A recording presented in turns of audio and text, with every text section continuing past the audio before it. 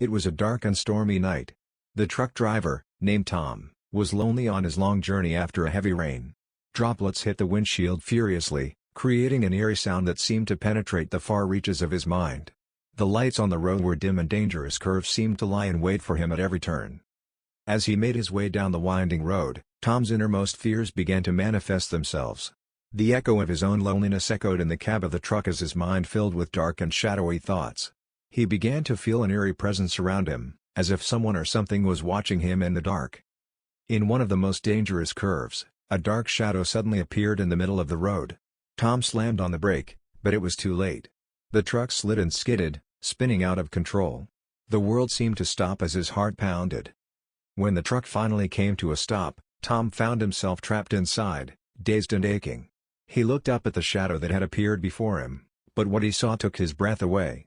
He was a ghostly figure, with vacant eyes and a macabre smile. The evil presence emanated an aura of pure terror. The driver, trembling with fear, felt his voice choke in his throat as the figure slowly approached. Tom's deepest fear had materialized in front of him, a manifestation of his innermost fears. The figure leaned over him and whispered incomprehensible words, full of evil and darkness.